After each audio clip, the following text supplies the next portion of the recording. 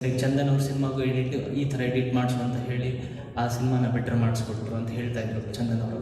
So ಹೊರಗಿನ ಅಂದರೆ ಸ್ನೇಹಿತರ ಸಿನಿಮಾಗೆ ಅಷ್ಟು ಕೇರ್ ತಗೊಳ್ಳೋರು ತಮ್ಮ ಮನೆ ಹುಡುಗನ ಸಿನಿಮಾಗೆ ತುಂಬಾ ಕೇರ್ ತೊಗೊಂಡಿರ್ತಾರೆ.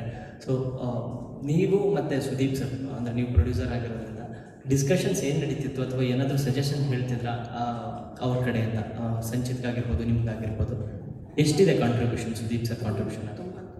ತುಂಬ ಹೆಚ್ಚಿಗಿದೆ ಅವ್ರ ಕಾಂಟ್ರಿಬ್ಯೂಷನ್. ಪ್ರತಿಯೊಂದು ಸ್ಕೆಡ್ಯೂಲ್ ಆದ ತಕ್ಷಣ ನಾವೆಲ್ಲರೂ ಕೂರೋರು ಅವರೊಟ್ಟಿಗೆ. ಯಾಕಂದರೆ ಎಲ್ಲರೂ ಅವ್ರದ್ದೊಂದು ಓಕೆಗೆ ಕಾಯ್ತಾ ಇದ್ದಿದ್ದು. ಸರಿ ನಾವೆಲ್ಲ ಮಾಡಿದ್ದೀವಿ, ನಮಗೆ ಸಂತೃಪ್ತಿ ಆಯಿತು, ಬಟ್ ಅವ್ರು ಏನಂತಾರೆ ನೋಡೋಣ. ಯಾಕಂದರೆ ಗೊತ್ತು ಅವ್ರು ಏನೋ ಒಂದು ಸಣ್ಣ ಟ್ವಿಸ್ಟ್ ಆಗಲಿ ಒಂದು ಸಣ್ಣ ಚೇಂಜ್ ಮಾಡ್ತಾರೆ. ಆ್ಯಂಡ್ ನಮಗೆ ಯಾರಿಗೂ ಅದು ಹೊಳ್ದಿರಲ್ಲ, ಹಿಂಗೂ ಮಾಡ್ಬೋದು. So he give us different ways of looking at that scene.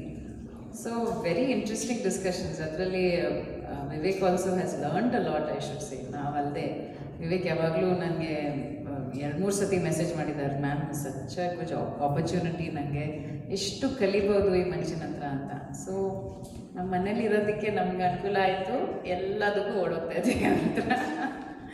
ತುಂಬ ಒಳ್ಳೆ ಇನ್ಪುಟ್ಸ್ ಕೊಟ್ಟಿದ್ದಾರೆ, ತುಂಬ